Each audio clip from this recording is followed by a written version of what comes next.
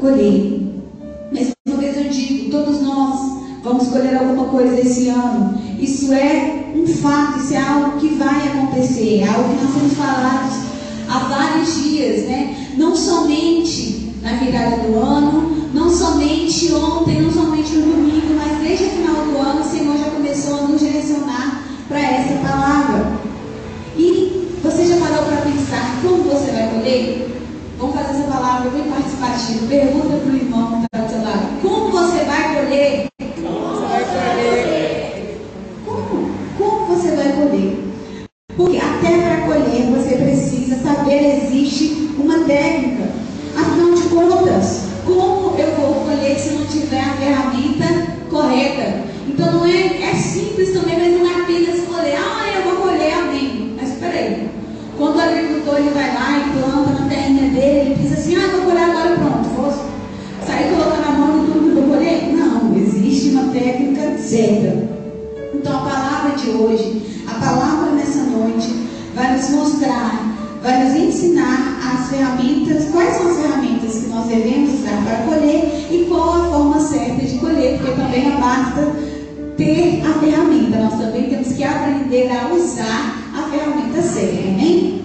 Então nós temos que fazer isso para que o fruto ele não se perca, porque se nós fizermos da forma errada, nós vamos perder o fruto. E eu acredito, né, eu creio que você não chegou até esse momento para perder o fruto no final. Misericórdia, aí eu acredito.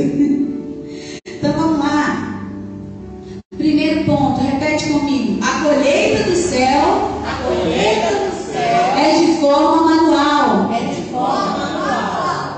Pastora, para que repetir tanto? Porque no meio de semana às vezes a gente pode estar um pouco cansado. Então quando você repete, isso te ajuda a concentrar mais na palavra. Então vamos lá. A colheita do céu é de forma manual. Nós temos que entender que quando Paulo escreveu isso, gente, não existiam grandes máquinas, tratores, isso que você vê lá no Globo Rural. No Globo Rural aparece, né? As grandes plantações, aqueles tratores, aquele maquinário todo. O próprio trator corre sozinho, vai lá na plantação de trigo, corta e já leva para dentro. Mas naquela época não tinha isso, né, querido? A tecnologia era pouco assim, né? Não era tão avançada, então era feita de uma forma mais manual. E assim nós temos que fazer. Por quê? Porque tudo era feito com esforço, não existia uma forma automática, não tinha uma forma deles fazerem mais rápido. Se eles quisessem colher, eles teriam que trabalhar e trabalhar muito. Porque quanto mais você planta, mais você colhe. Pode perguntar do seu lado: quanto mais você planta,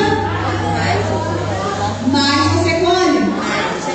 E o que isso significa? Mais trabalho. Porque se dá trabalho plantar, dá mais trabalho ainda colher. Tudo dá trabalho. Então tudo é feito de forma manual. Dava muito trabalho mesmo. E assim é na nossa vida espiritual hoje, querido. Não existe uma máquina espiritual para você apertar o botão lá e falar assim: agora vai colher tudo. Tá vendo esse tronco grande que eu plantei? Agora vai colher tudo de uma vez. Vou só ligar o trator, sentar bonitinho, com o meu óculos, geralmente é assim, meu óculos, a gente está de manhã, bonézinho. Não existe isso, é de forma manual. Por quê? Porque se usássemos uma máquina, nós estaríamos apenas envolvidos na colheita. Mas a partir do momento que o processo ele se torna manual, nós estamos totalmente comprometidos com aquilo que a gente está fazendo. Né? Aquela historinha. Né? Eu vou contando de uma forma diferente. O café da manhã americano tem bacon e ovos. A galinha está envolvida com o café da manhã do americano, porque ela botou o ovo ali, alguém pegou o ovo dela e levou para lá. Mas o porco está totalmente comprometido. Por quê? Porque ele deu a vida dele. Ele morreu para que um americano pudesse comer bacon com ovos de manhã. Não é muito saudável. Não mesmo. O trigo está totalmente comprometido com o nosso café da manhã. Seu pãozinho de sal quentinho está ali. Então nós devemos não apenas estar envolvidos com a nossa colheita, mas nós devemos estar comprometidos. Porque quando nós paramos para estudar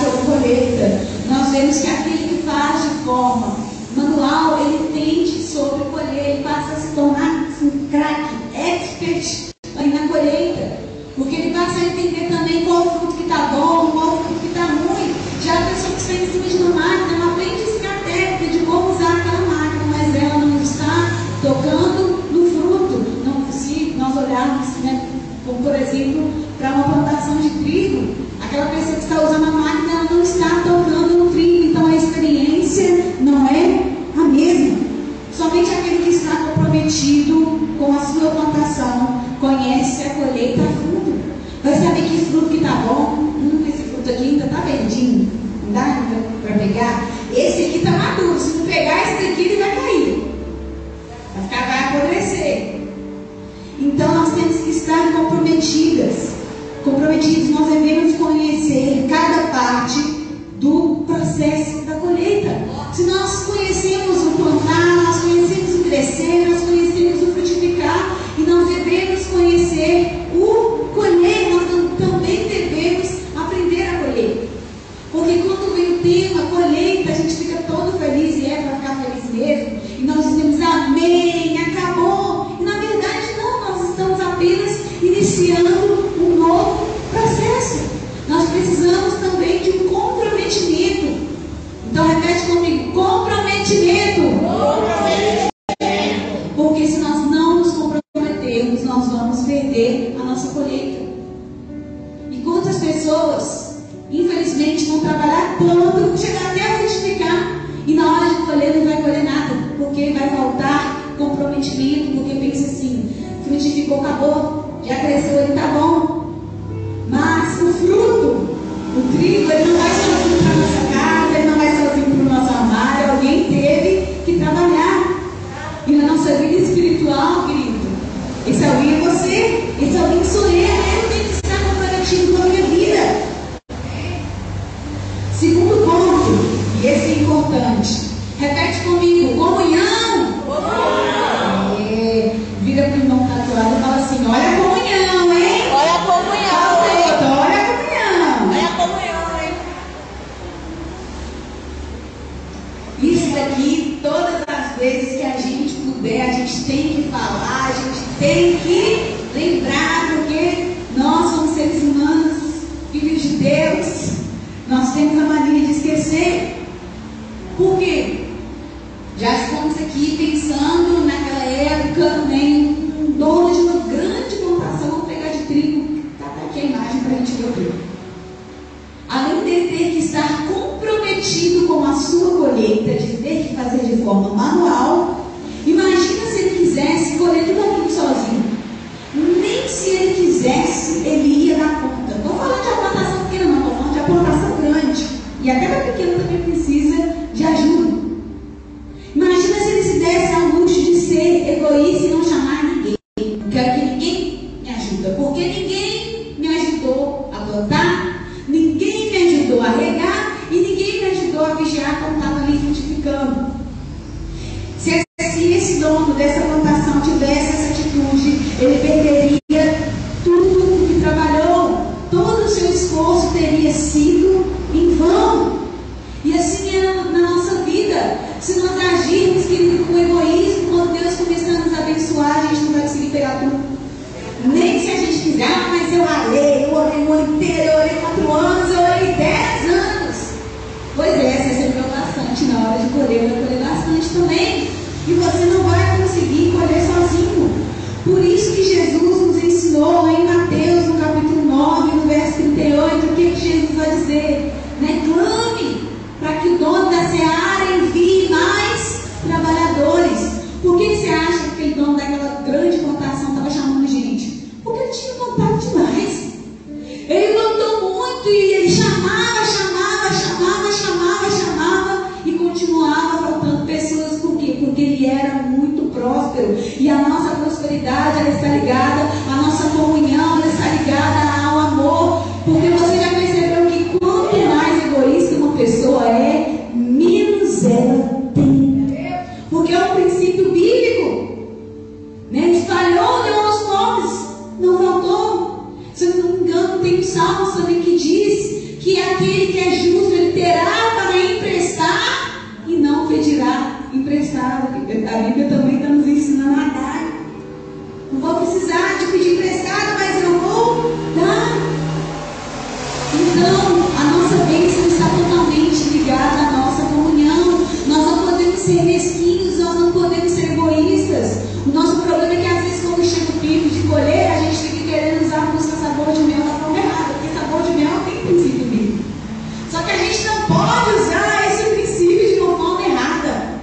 Pensar, eu estou no palco, o irmão está sentado. Não. A gente tem que pensar, Senhor, amém, eu estava sozinho quando eu plantei, mas eu quero estar junto com alguém quando eu colher. Por quê? Porque quanto mais comunhão você tem, mais próspero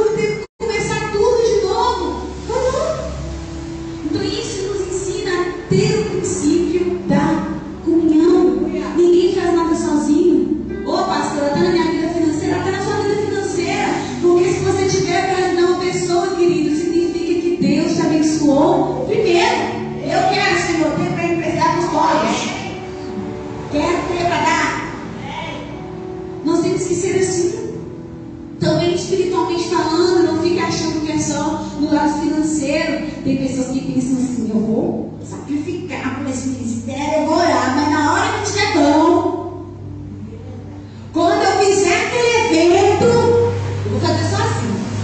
Vou abrir, vou pregar, vou dar. Porque a gente faz só para bens materiais, mas nós esquecemos que o ser humano também tem a tendência de ser egoísta até com aquilo que não pertence a ele. Então pensa, não, na hora que estiver bom, na hora que a igreja de virtude estiver cheia, aquele que melhorou no momento difícil, não vai participar do ministério. Não é assim. Não funciona assim. Mas essa pessoa não estava desde o início. Mas quando nós também lemos essa parábola dos trabalhadores, lá em Mateus, no capítulo 9, nós vemos que o dono da seara, cada hora ele chamava mais um. Mas o que chegou no final ganhou a mesma coisa? Recebeu o pagamento? Recebeu, mas ele não teve a experiência de participar de todo o processo da colheita. E assim será com algumas pessoas, queridas. Elas podem sim chegar no final e amém. Elas vão receber a salvação. Se tiver tendo unção aqui neste lugar, elas vão receber o poder de Deus, mas infelizmente não vão ter participado do início do processo. Então não se preocupe, não tenha no seu coração, sabe, esse princípio de vingança de não. Na minha casa eu orei, eu me sacrifiquei pela vida financeira da minha casa, e quando eu estiver bem, ninguém me pede ajuda para nada. Meu parente que não me peça ajuda. Meu parente que não vai na minha casa quando eu tiver minha própria casa. Não é verdade? Tem gente que pensa assim: quando eu tiver minha casa, ninguém vai. É claro, querido, você não é obrigado, nem deve levar qualquer pessoa na sua casa. Porque eu estou andando a pé, e aquele irmão que aquele dia não quis me oferecer carona. Não me peça. Não me peça quando eu estiver. Não é assim. Quando nós temos no nosso coração esse princípio de que a minha vitória também pode ser a vitória do meu irmão, meu momento de alegria também pode ser um momento de alegria com o meu irmão, a partir do momento que eu não estou apegado ali na bênção que o Senhor me deu, mas eu estou apegado em Deus. Eu sou muito próspero, eu sou muito abençoado. E se, mas e se Deus mandar muitas pessoas me ajudarem a colher? Amém, glória a Deus. Isso significa que a sua plantação vai ser muito grande, a sua colheita vai ser muito grande. Senhor, eu quero mesmo que quando chegar o nosso momento de colheita, você me envie muitos e muitos e muitos e muitos, porque a colheita vai ser grande. Terceiro ponto, estou caminhando no final, 2 minutinhos.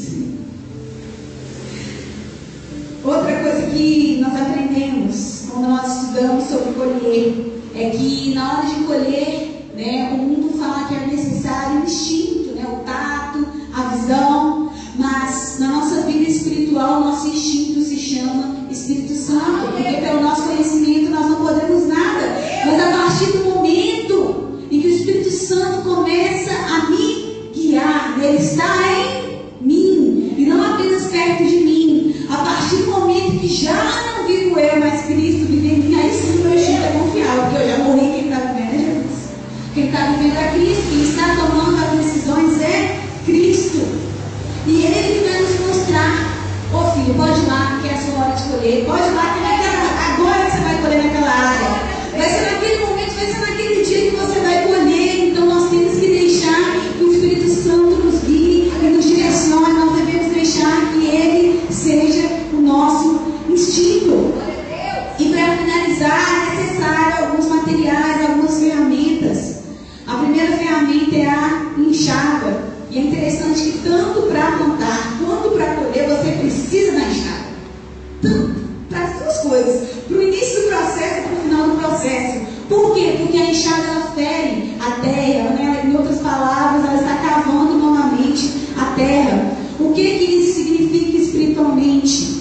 Que tanto para plantar quanto para colher é necessário esforço, é necessário força, é necessário gastar tempo. Então não adianta a pessoa achar que na hora de colher ela não vai ter que esforçar em nada, porque ela vai ter que se esforçar. E se ela não esforçar, vai perder tudo e vai ter que fazer o processo todo de novo. Então repete comigo: esforço. Amém. A segunda ferramenta é a cesta. Tinha uma cesta aqui domingo. Uma cesta. Para que é necessária a cesta? Para guardar preparar os alimentos, ou seja, para a organização. Se nós queremos escolher, nós devemos estar preparados, nós devemos estar com a nossa vida organizada para receber esse milagre, receber essa bênção, receber essa colheita. Ontem foi falado sobre isso e hoje de novo. Organize a sua vida para receber a bênção. E a última ferramenta é a faca, para cortar algumas raízes. No nosso caso, como cristãos, é a espada, que é a palavra de Deus. Somente ela para cortar algumas raízes na nossa vida. Tanto raízes ruins como ervas daninhas, tanto também para nos fazer possuir a nossa bênção. Porque a partir do momento que eu conheço a palavra de Deus, eu tomo posse de tudo que Deus tem para mim, de tudo que Deus preparou para mim. Somente a palavra de Deus me fará tomar posse da bênção. Então, seguir esses passos, quando você está comprometido, querido, com a sua colheita, você não vai colher nenhum fruto estragado, você vai colher no tempo certo, você vai colher da forma certa, a sua vida vai ser próspera e de quem está do seu lado também. Então, nessa noite, o Senhor me diz e te diz: se comprometa com a sua colheita. Amém? Se levanta do seu lugar nessa hora, nós vamos orar.